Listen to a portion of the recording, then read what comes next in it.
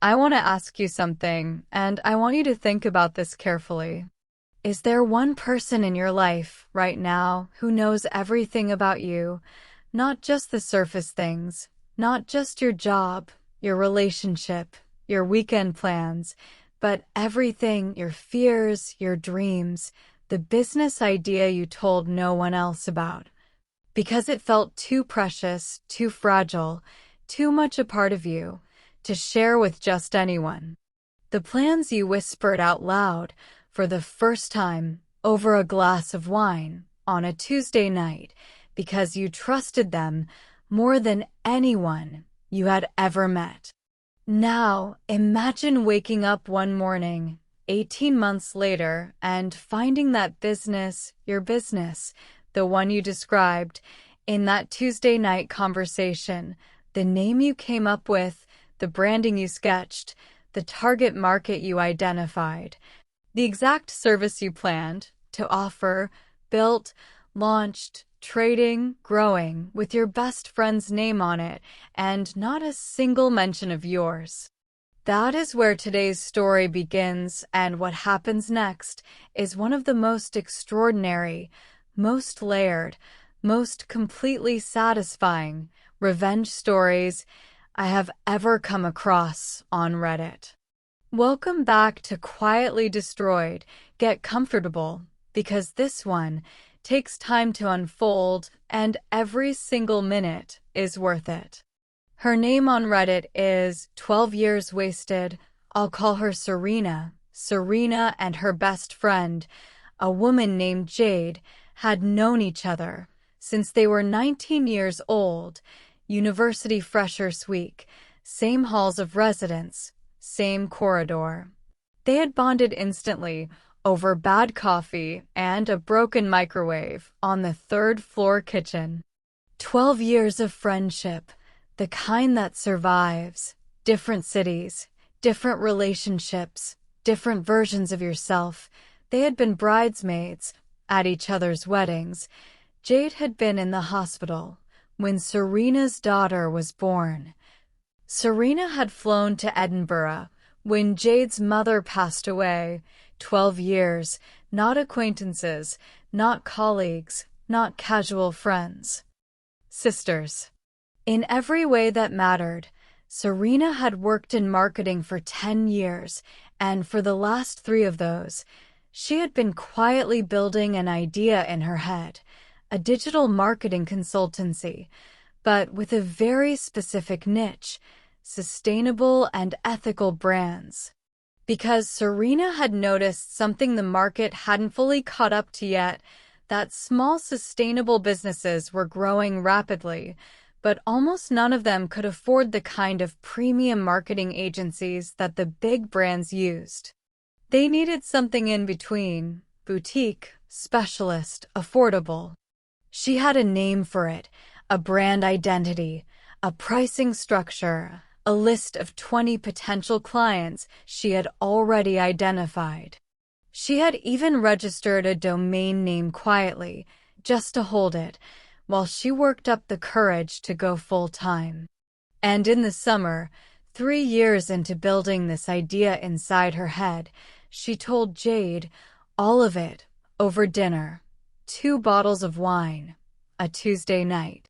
She told her the name, the niche, the pricing, the clients she had identified, the domain she had registered.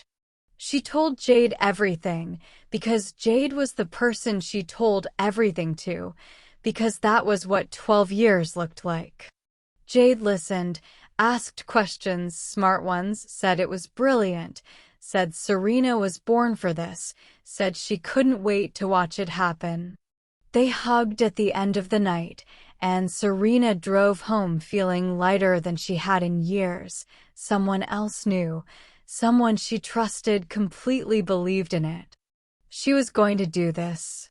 What Serena didn't know was that Jade had taken notes. 3 months after that dinner, Jade told Serena she was exploring a new venture. She was vague about it, said it was early days, that she'd share more when the time was right. Serena didn't push. She was caught up in her own life, her full-time job, her daughter, a house move that had taken every last piece of energy she had.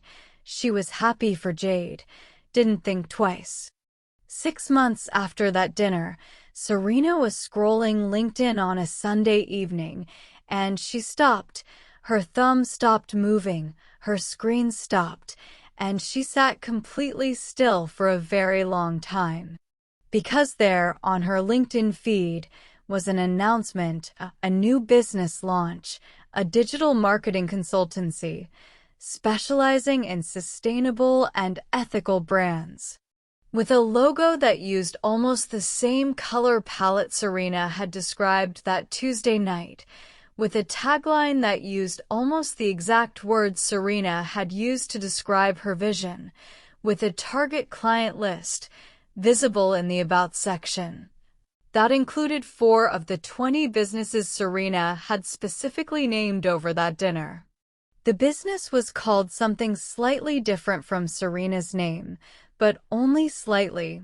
It had Jade's name on it, Jade's photo, Jade's biography, Jade's LinkedIn profile linking to it, and in the About section, a line that read, "Born from a passion for ethical business and a gap I identified in the market," a gap she identified. Serena put her phone down, picked it up again, read every word 3 times. Then she did something that tells you everything about who Serena is. She didn't call Jade, she didn't message her, she didn't post anything.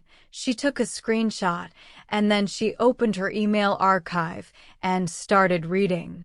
She found the email she had sent herself the night after that Tuesday dinner, with every detail of her idea written out in full, date stamped, in her own words, sent to herself at 11:47 p.m. on that exact Tuesday night.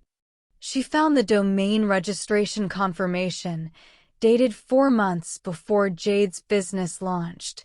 She found a voice note, saved in her phone, of her talking through her business plan during a commute, dated 8 months before Jade's launch.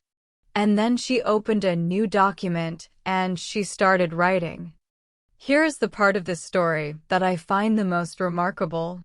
Serena did not confront Jade, not that Sunday, not that week, not that month. She waited 18 months, during which she and Jade continued to be friends, on the surface, met for coffee, exchanged birthday messages, liked each other's posts, while Serena watched, quietly, carefully, taking notes. She watched Jade's business grow, and as it grew, she documented every similarity, every client that Jade won, that Serena had originally identified, every service offering that mirrored what Serena had described, every piece of branding that echoed the vision Serena had shared over that dinner. She built a file, a detailed, time-stamped, meticulously organized file that told the story of an idea that existed long before Jade's business ever launched. But Serena wasn't just watching. She was also building, quietly, in the background, alongside her full-time job. She finally registered her own company with her original name, her original concept. She approached clients, built a small portfolio, started generating income. She built her business while watching someone else try to build it first. And then at month 16, something happened that changed everything. One of the clients on Serena's original list of 20, a sustainable skincare brand based in Bristol, came to Jade with a large contract worth £60,000, and Jade, excited, overconfident, suddenly out of her depth, delivered work that was so far below standard that the client pulled the contract halfway through, left a detailed public review on Google, and went looking for someone else. They found Serena through LinkedIn because Serena had been quietly building her own profile for 16 months. They booked a call. Serena delivered a proposal that afternoon and won the contract the following week for £65,000. Most people would have stopped there, got the client, built the business, moved on, but Serena had spent 18 months preparing for something slightly more comprehensive than that. Serena had spent those 18 months doing one more thing. Alongside everything else, she had spoken, very carefully, to an intellectual property lawyer. Because here is something most people don't know. In the UK, a business idea itself cannot be copyrighted, but the expression of that idea, written notes, recorded conversations, documented plans, can be protected as original creative work. And if someone takes that documented expression and uses it to build a commercial enterprise, there are legal avenues available. Serena's lawyer had reviewed every piece of her documentation, the email she sent herself that Tuesday night, the domain registration, the voice notes, the dated business plan, and had identified something very specific.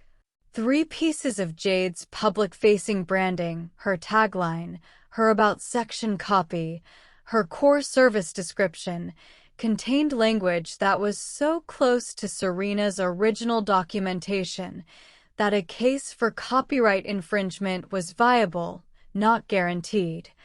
Not simple, but viable. Serena sat with that information for 2 months, and then, at month 18, after winning the Bristol contract, she made a decision. She was not going to court, not because she couldn't, but because she had thought about what she actually wanted. And what she wanted was not a legal battle, it was an acknowledgement and a conversation she was completely prepared for, that Jade was not. She sent Jade a message, simple, calm, short, I think we need to meet. There's something important I need to talk to you about. Are you free Saturday? Jade said yes. They met at the same restaurant where they had shared that Tuesday night dinner, 18 months earlier. Serena arrived first, ordered a sparkling water, opened her bag, and placed a folder on the table. When Jade arrived, she was smiling, relaxed, and she had no idea, not even a flicker. Serena waited until the drinks were on the table, and then, very quietly, very calmly, she opened the folder.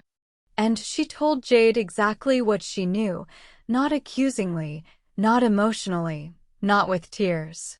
She walked Jade through it, the same way she would walk a client through a proposal, the Tuesday night dinner, the email she sent herself that night, the domain registration, the voice notes, the business plan. Then Jade's business launch, the similarities, the language, the clients, the branding, side by side, page by page. Jade tried to speak 3 times. Each time, Serena held up one hand, very gently, and said, "Let me finish."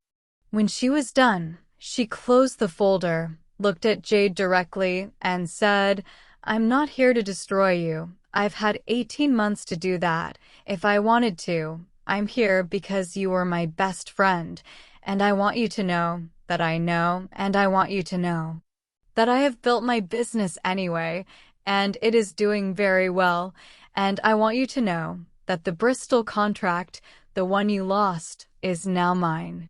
Jade said nothing for a very long time, and then she cried. Serena did not comfort her. She picked up her bag, picked up the folder, left £40 on the table for the drinks, and stood up and said, the last thing she ever said to Jade, "I hope it was worth it, because what you built on my idea. I'm going to build better, and I already am." She walked out, did not look back. In the 12 months, After that Saturday meeting, Serena's business grew to a six-figure annual revenue. She won 7 of the 20 clients from her original list. Her work was featured in 2 industry publications. She hired her first employee. Jade's business struggled without the foundation of a real vision behind it, without the genuine passion and knowledge that had originally created that idea. It drifted, lost clients, went quiet on social media. And then, 14 months after that Saturday meeting, the LinkedIn page disappeared. Serena wrote in her Reddit post, "People keep asking me if I'm angry, and the honest answer is not anymore." I was, for about 18 months, I was angrier than I have ever been in my life. But I channeled every bit of it into building something real, something that was always mine. And now I look at what I've built, and I realize she actually did me a favor. She made me start 2 years earlier than I probably would have, because I had no choice. I wasn't going to sit back and watch her do it wrong. And at the very end of her post, she wrote, "The best thing I ever did was not react the night I found that LinkedIn announcement. I closed the app, made myself a cup of tea, and started planning, because rage is loud, and loud is wasted energy. But planning is how you win."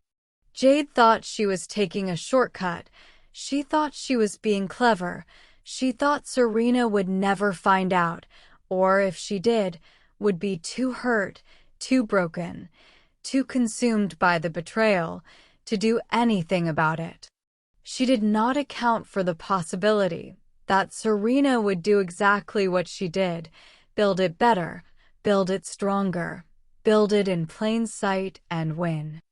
I think about the version of Serena who called Jade that Sunday night, who screamed, who cried, who sent the message she would regret, who let the rage consume the plan, and I realize that version of Serena never builds the business. She's too busy being the victim of the story. But the version who closed the app, made the tea, and started planning, she becomes the story. If someone has taken something from you, something that was yours, I want you to hear this. The best response is not always the loudest one. Sometimes the best response is building something so undeniably yours, so clearly excellent, that there is no question, no debate, no version of events in which you are not the one who won. That is the end of episode 5, here on Quietly Destroyed. This one hit differently for me, because this isn't just a story about revenge. It's a story about what happens when someone tries to take your dream, and you decide that the dream was never theirs to take. Leave a comment below. Tell me what you would have done that Sunday night, and subscribe, because next week we have a story about a toxic mother who tried to ruin her daughter's wedding, planned it for months, told the whole family, thought she had won, she had not. I'll see you then. Stay quiet, stay patient, build it better, and remember, the best revenge is always served cold, and that is a lesson to be learned with love and patience.